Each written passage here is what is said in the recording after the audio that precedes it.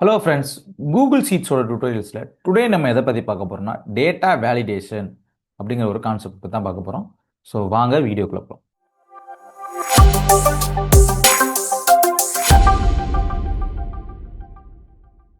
Okay friends, இன்னைக்கு நம்ம வீடியோவில் டேட்டா வேலிடேஷன்னா என்ன, எதற்காக இதை பயன்படுத்துகிறோம், எங்கெங்கெல்லாம் இது பயன்படுத்துனா அது யூஸ்ஃபுல்லாக இருக்கும் அப்படின்னு சொல்லிட்டு தான் பார்க்க போகிறோம்.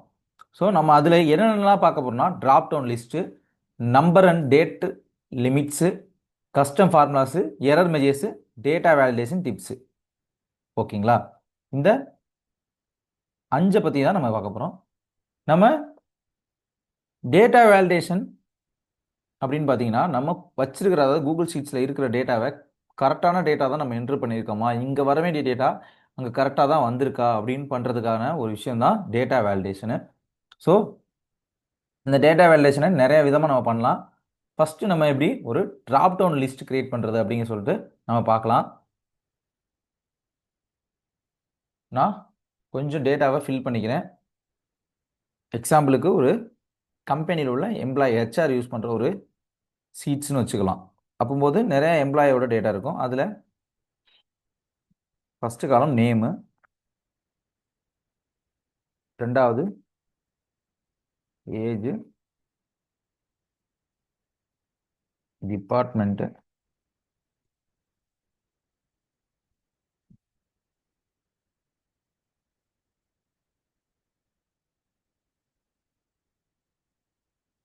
Mobile number, ABC. நான் சும்மா எக்ஸாம்பிளுக்கு கொடுத்துக்கிறேன்.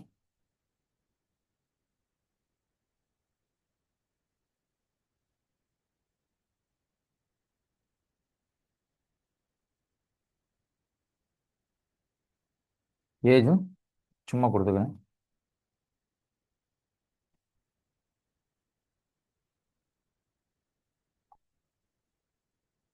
ஒரு டிபார்ட்மெண்ட் அப்படிங்கிறதுக்குல ஹெச்ஆர்,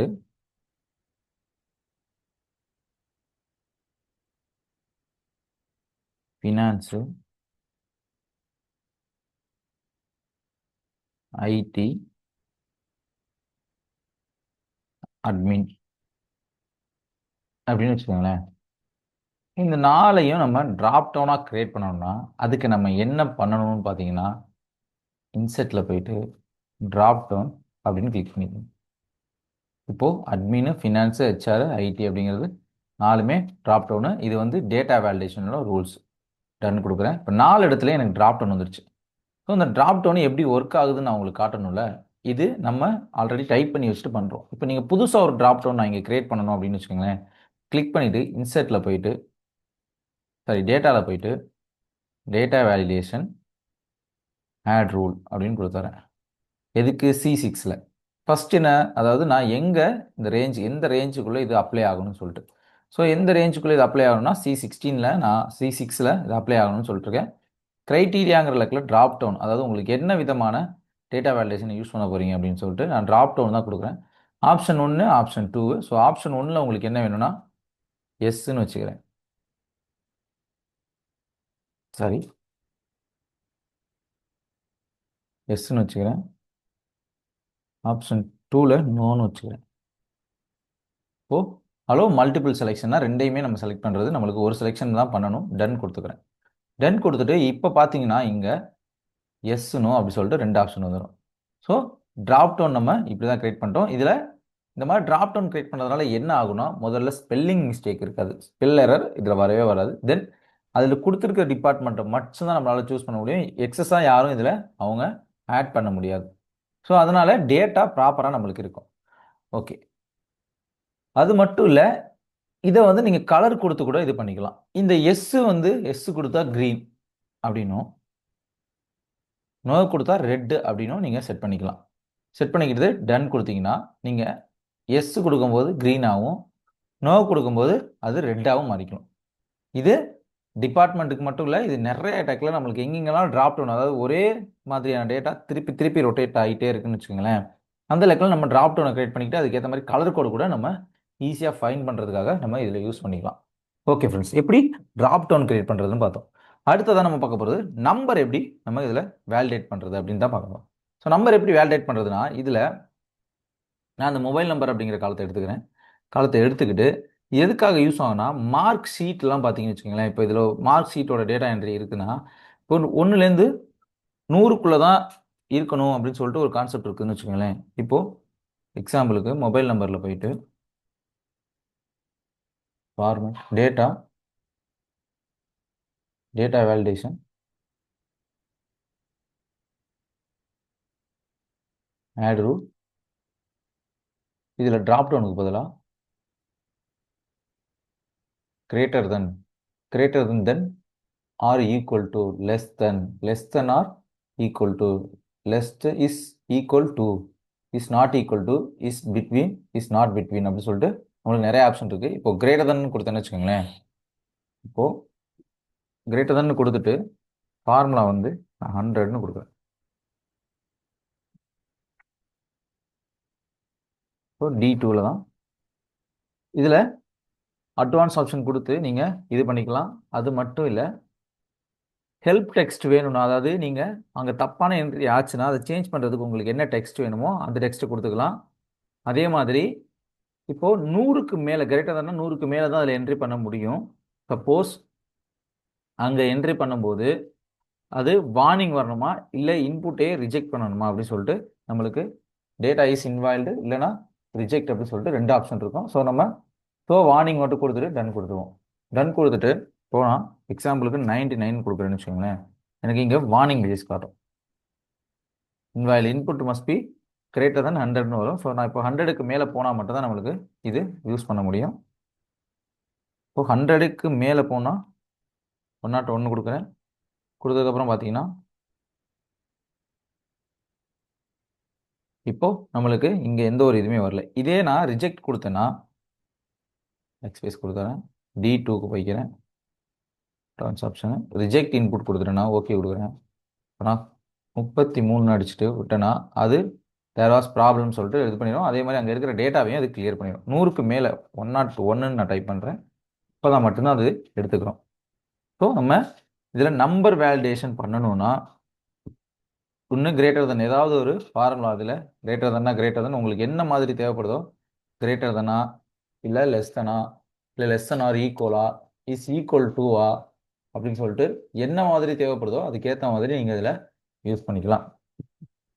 அதுக்கு அடுத்ததா டேட் வேலிடேஷன் எப்படி பண்ணுறதுன்னு பார்த்தீங்கன்னா எக்ஸாம்பிளுக்கு நான் இங்கே டேட் வைக்கிறேன்.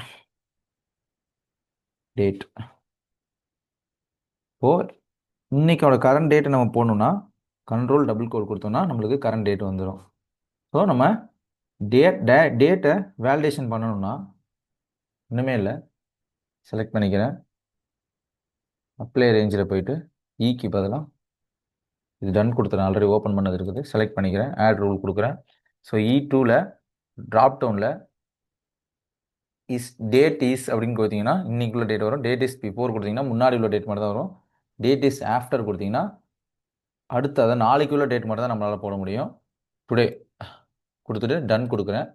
இப்போது நான் நாளைக்கு டேட்டை சூஸ் பண்ணும்போது எனக்கு வார்னிங் மெசேஜ் போயிடும். ஆனால் இதே நேற்று டேட் சூஸ் பண்ணேன்னா எனக்கு வார்னிங் மெசேஜ் அடிச்சிட்ருக்கோம். இதே சேம் கான்செப்ட் தான் நம்மளுக்கு இதில் டேட்டில் வந்து எஸ்டர்டேன்னு கொடுத்துட்டேன்னா இன்னைக்கு டேட்டை நம்மளால் போட முடியும்.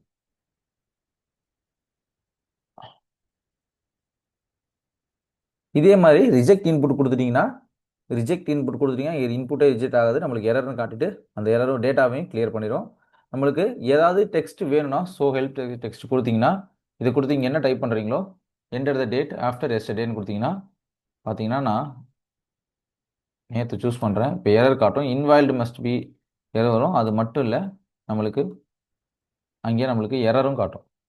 ஓகே ஃப்ரெண்ட்ஸ், அடுத்ததாக கஸ்டம் ஃபார்முலா எப்படி யூஸ் பண்ணுறது அப்படின்னு பார்த்தீங்கன்னா இப்போ நம்மளுக்கு இதில் ஏதாவது எங்கேயாவது ஒரு இமெயில் வேணும் அப்படின்னு வச்சுக்கோங்களேன். இப்போ A1ல் இமெயில் வேணும்னு வச்சுக்கோங்க. எக்ஸாம்பிளுக்கு நான் இங்கே இமெயில்னு கொடுக்குறேன். இமெயில் வேணும்னா இன்னுமே இல்லை, கஸ்டம் ஃபார்முலா நம்ம யூஸ் பண்ணி இமெயில் கொண்டு வந்துடலாம். செலக்ட் பண்ணிக்கிறேன், டேட்டா வேலிடேஷன் ஆட் ரூலு, நம்மளுக்கு F2ல் ட்ராப் டவுனுக்கு பதிலாக கஸ்டம் ஃபார்முலானே ஒன்று இருக்கும். கஸ்டம் ஃபார்முலான்னு கொடுத்துட்டு ஈக்குவல் டு ரெக்ஸ் REGEXMATCH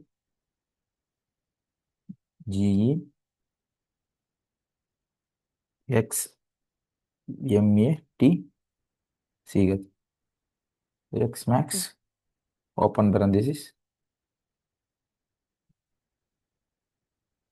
இது என்னது F2 F2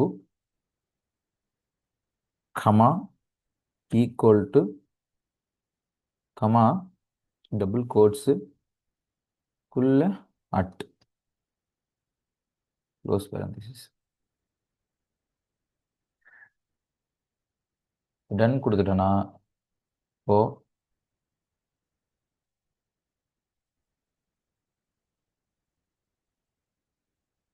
எனக்கு இங்கே அட்டு போட்டால் தான் அது எனக்கு கரெக்டாக வரும். ஸோ நான் அட்டு இதில் ஃபில் பண்ணணும். எக்ஸாம்பிளுக்கு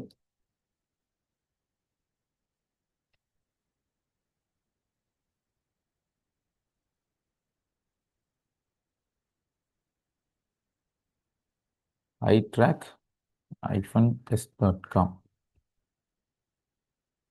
பார்த்தீங்கன்னா அட்டு இல்லைன்னா அங்கே எனக்கு எரர் காட்டும். அட்டு இருந்துச்சுன்னா நம்மளுக்கு அந்த எரர் ரிமூவ் ஆகிடும்.